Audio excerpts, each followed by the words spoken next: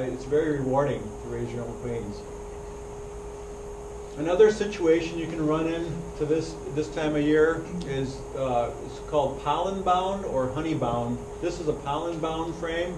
If you've got a failing queen and you got a pollen flow like we had in the past before this rainy spell happened, the fruit trees were starting to bloom, the dandelions were blooming, and the trees were putting their catkins out, which produce profuse pollen quantities. So if you don't have a queen that's laying and filling up the cells with eggs, they're going to fill it up with pollen or nectar, and it's called being pollen bound. It's a real problem because it's too much resource, basically. That's something to watch for as well. Right there, that's a frame. That's a beautiful frame of honey, but again, they can be pollen bound with syrup or with honey. If you're feeding them too much syrup and the queen's not laying and they're not raising brood to use these resources, you can actually stifle them, and she'll run out of spaces to lay when she kicks in laying. And it can slow down the process of having this maximum population when you have the maximum flowers blooming. So, if you ignored those queen cups and you didn't take any corrective action by making a split or reducing the population by doing brood equalization, you'll start seeing this scenario when you pick up the frames. And the one on the left, there's two queen cells. They're cups that are active. You can see the royal jelly in there, and you can see the larvae in the lower one that's curled up. That's probably about a three-day-old larvae. And they just literally float them queens on royal jelly, and they just gorge on that stuff, and it makes what would be a normal queen, a giant queen with full ovaries and ability to mate and all that. And then on the right-hand side is another. They're a little further along. You can see they're starting to extend the cell wall, but they're definitely full of royal jelly, and the larvae is growing as well. So when you see this, be aware when they cap that cell. You know, in two or three more days, when that cell is capped, they'll swarm in the drop of a hat.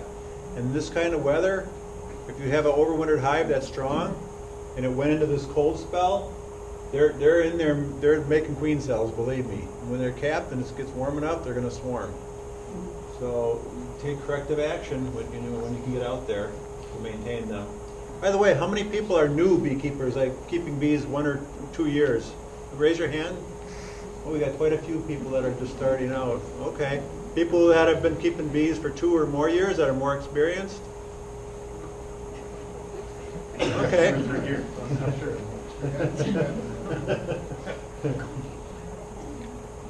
Well, I've been doing it for over 35 years, and the weather's changing. I don't know if anybody believes in global warming, but to me, we're like 3 weeks ahead of the time, because I normally tell people this: watch the lilacs. When the lilacs bloom, that's when the bees like to swarm, so do some swarm prevention at that point. Well, the lilacs usually bloom around May, third week of May. They're blooming, they're in bud right now, ready to bloom. As soon as the sun comes out after this period, they'll be blooming. So we're several weeks ahead of the ball game. So it's all new for me. As much experience you have, it's all new for you because the weather is different. Okay, these are capped queen cells. And like I said, after they're capped, the queen will take the liberty to swarm. On my breeding nukes, I want swarming conditions so they make nice queens. So what I do is I mark my queens so I can find them easy, and I take a little tiny nail clipper and I clip one side of one wing off. So they're in my backyard. So when they swarm, she'll drop in the grass, and the swarm will come back. Well, that'll buy you a little bit of time to figure things out if you clip your queens. Sometimes if you clip them and mark them and all this manipulation with them, the bees will think something's wrong with them, and they'll try to requeen her. So it's not always the best thing to be clipping and marking and all that, but I do like to mark my queens nonetheless. So those are capped queen cells. If you see those, you can, like I said, you can put them in another nuke box, let them raise their own to have it on reserve. I've wintered bees over in 5-frame and 3-frame nuke boxes successfully. It can be done in Wisconsin. Here's some swarm prevention. I talked about some of these things, but I'll go over them. For swarm prevention, you need adequate room.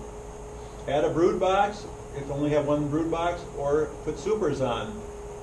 And it's not too early to put supers on some of your hives if they've overwintered real well. And if you have drawn wax and they're wet supers, all the better. I don't like to put a queen excluder on if they're drawing foundation because they don't like to draw foundation over a queen excluder. But Chris Warner, who raises a lot of bees, he goes down to Florida and he lives in north Milwaukee. What he does to produce the maximum crop of honey is he has one brood box, puts a queen excluder on, and he puts about 5 or 6 supers on, and he produces an average of about 140 or more pounds of honey per year per colony. That's another technique. So, and the queen breeders, what they do is if you have a real strong hive and you want to equalize your population, the bees will go through an excluder to work those honey supers, and the queen won't be in there obviously, so you can take the liberty to take those bees and put them in another bee yard on top of a colony, or use them as a resource to shake them into a weak colony to help that population out.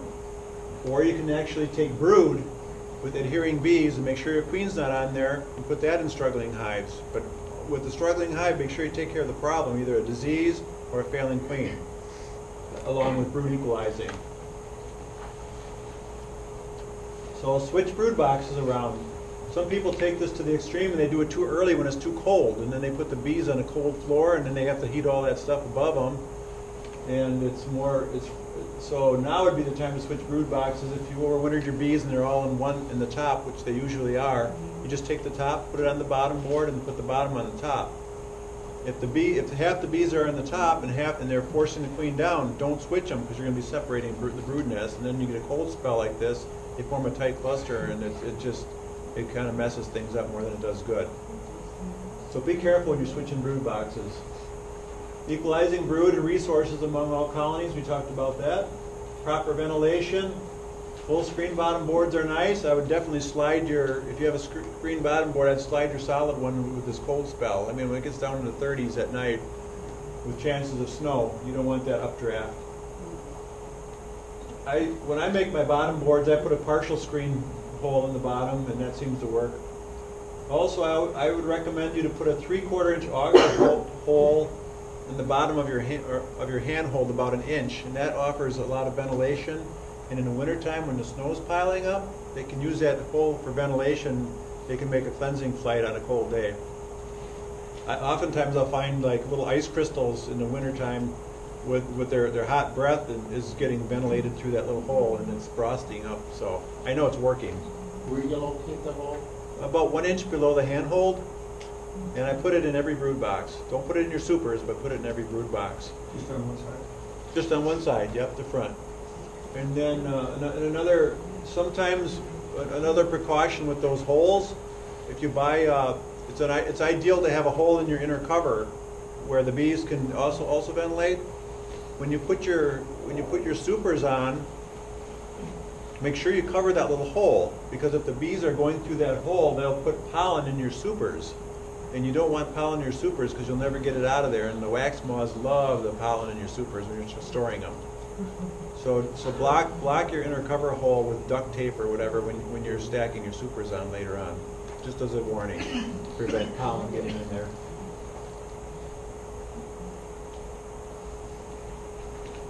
A little bit about splitting hives. So you split the brood boxes and put the top on another bottom board, and then simply put 2 more either foundation brood boxes on the top of each one of them. And then in 2 or 3 days, you're going to look at each hive. One of them will be making queen cells because the queen's in the other unit. Then you simply requeen that hive. Buy a queen, or I would recommend buying a queen and just putting it in there and put candy in there, or put a marshmallow if it's one of those type of queen cages, and do a relatively slow release. When you go to split? When do you split? No, when you go to split. Okay. When is too soon to put the new queen in, and when is it too late to put the new queen in? If you want to go through the work of finding a queen with a 2-story crowded hive, it's kind of a challenge. I wouldn't use a lot of smoke because she likes to run and hide in the corner. It's ideal to find her, to put that other brood box on another foundation. Well, what I've done is put a queen excluder. That's an excellent idea. Below where I think she's laying above. And then when I get ready to split, I'll see where there are no eggs. That's when I'll put the queen in, but I question is, when I physically split them, when is it too early to put the queen in? Or when is it I would too I would late? wait at least a day, because then the pheromones will go away. Within hours, the pheromones will be diminished from that queen, but within a day, you're sure that they're gone, and so you can safely put it in at that point. That's an excellent idea, by the way, putting the excluder between the bodies, and then you'll find out which one has the new fresh eggs. It takes 3 days for the egg to hatch, so after the 4th or 5th day, you can go ahead and find out which unit has the queen in it. And then if you don't have out yards, meaning a bee yard 3 or 4 miles away to put the split, and you're going to be putting it right next to your other hive, all the field bees will fly out and migrate back to the parent hive, depopulating that split. So what I'd recommend you to do is get frames that are populated with nurse bees. And nurse bees are secreting royal jelly, and they're usually on the frames with egg and developing brood. And shake like 3 or 4 of those of the adhering bees into that new unit, because those bees are young and naive. They haven't made their little orientation flights yet, so they'll stay with that split hive and help keep that population right, so they can keep everything warm, and you want your hives to be relatively equal.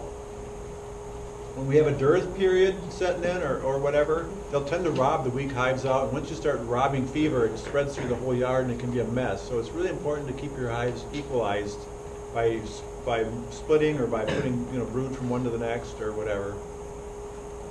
Keep them relatively equally building up.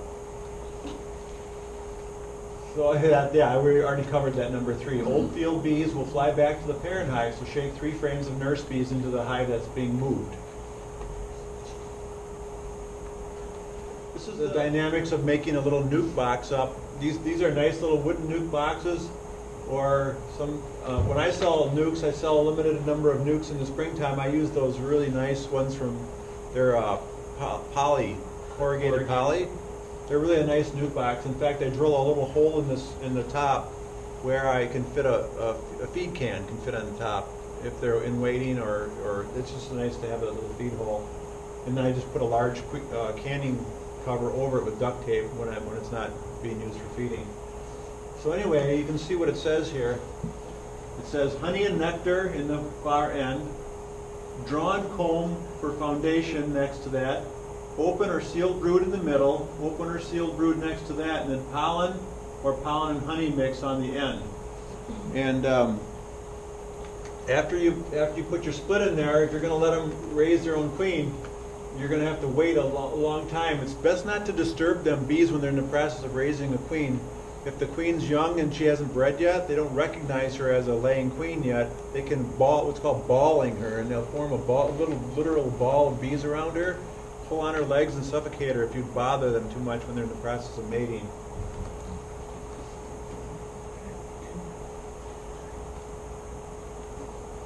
So when they talk about brood equalizing, this is a perfect frame to brood equalize. It's going to decrease the population from the colony you're taking it from, and it'll increase the one that's struggling, because a frame like this, when it's got brood on both sides like that, when the bees hatch out, those babies will occupy 3 more frames.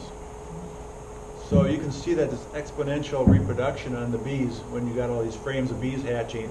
And now, we're kind of, I haven't been in my bees, well, I was in my bees today getting stung like crazy because they were angry because of the weather, but I had to do it because my timing with the queen breeding is I had to start a lot of queens this afternoon.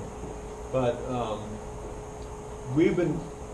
for my out yards, I haven't been messing with them because it's been so cold. So I'm going to be in for a surprise when I go back to see them, because they don't wait for the weather. They'll hatch in any kind of weather in the hive. So be vigilant with your bees. Check them every 7 to 10 days, and sometimes it's just pulling the inner cover off and doing a visual check. If you're starting with a package or a nuke, and the bees are out to the end frames, definitely get another brood box on them, or supers, or whatever your technique is, so they can have that room to expand. So the last part of it here, if you fail to do everything right and you get in your bee swarm, there's a little technique with catching swarms too. They'll often they'll form a little ball, quite a good nice ball in a tree next to the hive, probably within 10 feet usually, and then they send scout bees out from that cluster of bees. And if you don't catch them within a couple of hours, or they can stay there a day or two, the whole swarm will leave and follow the scout bees to a hollow of a log or a hollow of a building or something like that to form a new nest. Shaking a swarm isn't hard. They're usually full of honey, so they're pretty docile. They're not prone to sting you. You just set your box underneath the hive, give it a good shake, and the bees will fall in there. And if the queen goes in there, they'll open their little scent glands, and they'll all march in there. It's quite amazing and dramatic to watch. And then with swarms, what I do to help keep the swarms intact, sometimes they won't like the smell, or they won't like the hive for whatever reason, and they'll fly out within a couple hours after you hived them, even if you get the queen in there. What I do is I take a few moments and I go to an established hive and I pull a frame of milk brood, which means larvae that they're feeding royal jelly to. It'll have a little white milky appearance. I put that frame right in the middle of the swarm collecting box, and then when I shake the bees in there, it's like a little magnet. They really love that brood, and they'll usually stay inside the swarm will stay put if you entice them with that brood. Here's some examples of swarms. I've already had one of my hives swarmed. I was so busy getting packages together and helping people install their bees and everything, I was ignoring my own bees. And the farmer called and said there's a big bee swarm in the apple tree and a branch, and there sure was. It was huge. It was a huge swarm. And I only had a nuke box with me, a 5-frame corrugated nuke box, and so I thought I'd shake them into there, and they didn't all fit. And so I just took a chance, and I put them in there, and I ran to help this other lady install her bees, and he called up. He said, well, they all flew out of that box and landed back on the tree, even with the enticing brood that I had in there. so I had to go back to back and get a regular standard 10-frame Langstroth hive with a bottom board, and just like you see on the right side, and I shook them in there, and they stayed put. So my hive split, and I have a nice hive. The unit that swarmed had queen cells, and what I did is I just destroyed the queen cells, which I told you not to do. But the reason why I did that is that I put a nuke in there with a good queen that has good breeding, and so that they'll both be in perfect condition to produce a nice honey crop. So that about ends my presentation of the queens. There's a lot more I can talk to. So thank you, and any questions that we have on anything? The queens, it's quite a, I guess we could probably power down on this.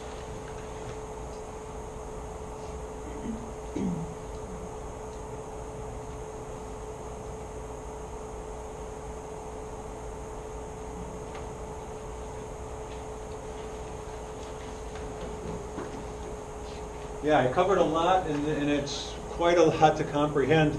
Yes? Question over So here? what is your opinion of that idea of using one brood box, queen excluder, and then supers? I love that idea, and I've tried it with success. Really? I love that idea. Then why Yeah. doesn't everybody do that? And is there then enough honey for winter? Well, there Having won't be just any honey for one- winter. There won't be any honey at all, and that's the joy of doing it this way, because if you visualize your 2 brood boxes about Yeah. that deep, what there will be is there'll be like a concentric line of honey going down like this, and then a band of pollen, and then there'll be like maybe four frames of brood on the top and 5 frames of brood on the bottom, and then everything else will be honey and pollen bound. When you do it this way, there'll be brood basically from one end to the next on the bottom box eventually when they pull all that honey and bring it upstairs into your supers. And so you'll have 10 frames of brood, which is equivalent of having 2 brood Yeah. boxes. Okay, But there will be no honey in there. right. And Russians, they think different. They said, starve your bees of honey, put supers on, and they will fill the supers up really quickly With honey. with honey. But then That's what do they you do in the winter? Okay, this is Florida. yeah, that's just what he does. Chris Oh, Warren is that goes what to he Florida does? with these hives, and then they start getting nectar from there. But and I've done this, and it's very successful. Okay, instead of putting your last super on, put a Yeah. brood box on instead. Oh, at the top? Yeah, put a brood box on, preferably Oh. with comb. If you don't have comb, Yeah. well, if your honey's all capped, take it as soon as you can. You don't want to get travel stain. You might as well take it and extract it Right. while it's warm. And then you could just put that brood box on, no, pull then your they'll excluder, have put that brood box on, and let them draw that comb out and feed them. Because usually what I've been learning is that in August, we usually have a dirt period. The grass is drying out, the honey's dried out, there's not much going on, the bees will start robbing each other.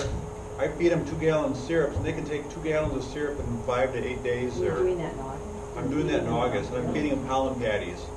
And you want fat, sassy bees. They got this little fat bodies. The winter bees do. They're different than summer bees. So I'm trying to fatten them up for winter. And then I want that second brood box full of honey. Right. Okay, and then you just put that on Yeah. top of You can also just, well, you don't want them to swarm because you maybe have 5 or 6 supers on, and you have one brood box. When you put your bee go on or whatever, you're forcing all those bees down into one box, yeah. and they'll swarm in a drop of a hat. Yeah. So that's why you got to put your other brood box on there, and then feed them. If you're drawing comb, they'll draw a comb really nice that time of year. It's warm. There's a lot of bees the right age to draw a So comb. what do? You put I'm sorry, I'm monopolizing. You've got 5 supers, and then you put a brood box on top of that? You can do it that way if you have drawing comb. Well, if they have to finish drawing out But the you've got to supers, get the but bees out of there. if the Like- well, you just pull that brood box off with the adhering bees, set it down, put your bee go on, draw all the bees down, then put it back on. I'm just saying it depends if there's a huge honey flow going on Oh, I see. There'll be some up in that top brood box well, yeah. that you don't yeah. have to worry about, and then you can force them. That's down. one way to do it. The other way to do it is to force them all down, Yeah. take your honey and run, Yeah. put the second brood box on there after you take the excluder off, and then let the queen have free reign. Got it. Let them, and then Okay. pack that top I'm box gonna try with nectar. But watch for swarming. I mean, it's they can swarm too. So You're not going to swarm them in a couple hours. oh no. But that's one thing that Chrissy watches for swarms when you're in one box. So you're then extracting in like early August. I extract in July. As soon as the honey's capped, I extract 2 times, July and then in August, and then I'm done. And then, because there's nothing much happening. And then the fall honey, if there's a fall flow, then that's all, let them have it. Let them have the goldenrod and all that. It's dark honey anyway, and it's got a strong flavor. Some people like it, but I let the bees have it. Question over here? Is there a difference in between excluders? I bought one from Fleet Farm, and it's a plastic kind, and I read online that those kind can shred the wings of the bees, and that the ones from Dodonta are metal and they're better and gentler. Yeah, that's true. It's Yeah, true, but okay. like Man Lake now, they're molding them instead of stamping them, so they've got smooth corners too. Okay. And they're gray, and they're just, I know the bees seem to use them okay. And I found out something too. I've been keeping bees for 35 years. I didn't know this. They have a wire queen excluder cleaner that you just run along it, and it automatically cleans all that burr and bridge comb off it, and it makes it really an easy chore to do. Some people burn it off, and then it burns off your galvanization, and it can rust. So I don't know if the burning is such a good idea. Yeah. I'm sorry if this is stupid. Burr comb, is that only above and below, or is that also on the hive? Like in my hive, the frames are kind of sometimes sealed together by comb. Is that burr comb too? Yes, burr comb. Burr comb. Some people call it bridge comb. It's like a bridge where they can get from one end to the next. We were talking earlier, and if you put your queen cage in between 2 frames, and it's just foundation, they can actually put a 3rd comb in there because you're defying the bee pinch. If you defy the bee space, they'll put burr comb or bridge comb in there. So always, after you take that queen cage out, push those frames together and put equal distance on each end, and keep the shoulders touching each other. Now that's in your brood boxes. In your supers, after your first year, you have 10 frames in your super, and they've drawn that wax out. You extracted it. The next year, put 9 frames in there, because then it'll belly out, and when you take your knife to cut it off, it'll be a nice smooth cut, and you won't have that indentation to have to pick, like you did when you had 10 frames in your supers when you first started out. So it's always important. And they make little gapping tools. They're self gappers where you can just push that. It's got like little pokers, and you poke them in there, and it automatically gaps to 9 frames. Or you can just do it with your eye if you have a few hives. Question in the back? Yeah, the frames that are full of pollen, what do you do with those? if They're they're, just chock full of pollen, that's all that's on frames. if they're pollen bound, Yeah. oh man. Well, they found that pollen doesn't store very well. Like within a year, it loses like 80% of its nutritional value. So, I don't know. I don't know what to do with it. Would you remove it from that hive and put an empty frame in there Yeah, in order to yeah, you rectify the could. condition? Yeah, you could, but or move it to the ends, you know, or I don't know. You want to free the brood nest. You want to free that brood nest. You get too many of them. Too many pollen frames filled up? Yeah. Yeah, the queen should be laying eggs and keeping ahead of that pollen, but when you have weather like this, for like a week of rain and when they can't get out, they'll actually eat that pollen and make room for the queen to expand laterally. So don't get too discouraged if you think you're pollen bound and then you get a week of like this, you might not be so pollen bound when you look at them next. Question in the back? One of the things they've done is sorting out the frames. Some hives you'll get 4 full frames of pollen, all nice and glistening and good pollen. And we'll just take most of those out and we'll leave one on either side, just inside the honey frames. So they got one frame just on the outside of the brood. So we just scatter them out because some hives won't have much pollen at all, so we equalize that way. That's a great idea. Yep. I was, Swap frames. Yeah. I did that with a bunch of packages this year. We put honey in there, and pollen, and then some drawn brood, and occasionally we do throw in some foundation. And I'm we're walking past the hives one day, and I'm seeing all these pollen pockets out on the ground. Huh. The bees were actually cleaning out the pollen. Didn't look that bad, but they were cleaning it Yeah, out. if it's old and it's lost its nutritional value, they'll pull it out as a waste product Yep. and open that cell up. Yeah. A little bit about foundation I was going to talk to you about. Foundation comes in a lot of different sizes, believe it or not, and they were measured in millimeter. Some guy from Dayton, so a long time ago, came up with the idea that if we build a bigger foundation, we'll produce a bigger bee, and they'll have a bigger stomach, and we can get more honey. Well, it was kind of logical, but it wasn't a very good idea because it's really not what the bees prefer. And so there's another size. That's 5.4 millimeters. Is that what the data come up with? It was a very popular size for many years. Well, now with the mites, they're finding that the mites, when you use a 5.4, it's cooler. It's a cooler temperature in the brood nest, and the mites prefer that cooler temperature. But they also have another size. It's 4.9 millimeters, and that's called small cell. And you need small cell bees to draw that wax. Otherwise, they'll make a mess out of it. They'll do transition combs, and some of it will be grown, and it'll be a mess. So anyway, I'm kind of steering away from the large and the small because I tried that 4.9 and it's frustrating to work with. So the best size that I've found is 5.1, and Man Lake makes 5.1. That's all the foundation that they'll roll is 5.1, because they've done some experiments with feral colonies that drew wild comb, and they measured the average size of the cell, and they find that it's 5.1. So a lot of the plasticell you'll buy is 5.1, and all, like I said, all the rolled from Man Lake is 5.1. And it's a preferred size. So that's just a little side note on foundation. You said on making splits, you add a queen. You're providing your own queens.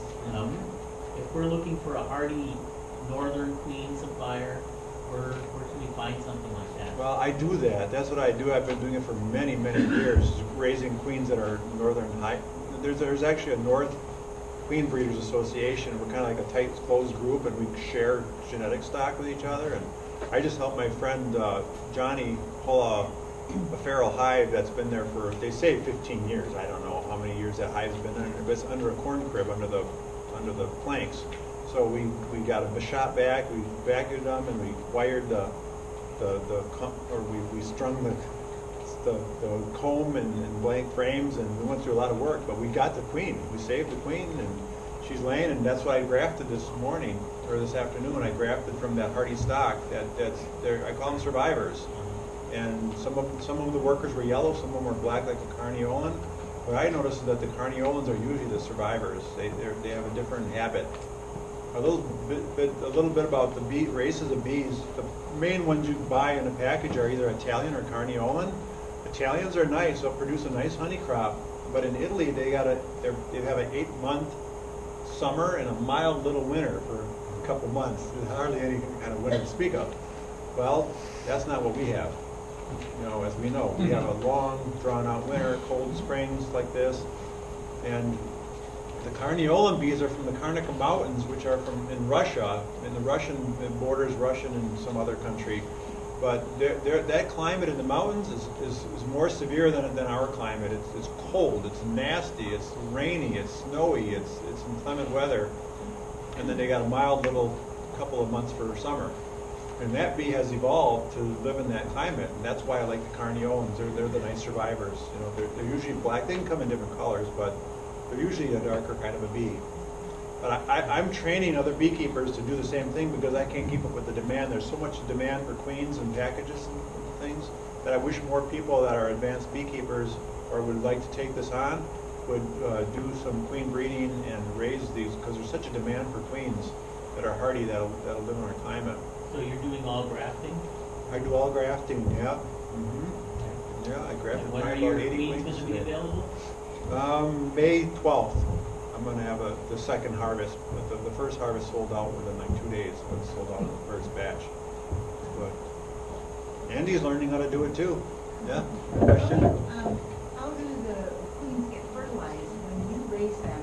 What do you do? Just let them out the back door and then they come back? Yeah, I don't do any artificial insemination or anything like that. I looked into it and I thought, you know, nature knows more than I do with what's the better drone. And so a little bit about biology of queen breeding. When the queen is about 5 or 6 days old, weather permitting, she will fly out into what's called a drone congregational area. And drones for miles around, they'll, 5-10 miles around, will find these geographic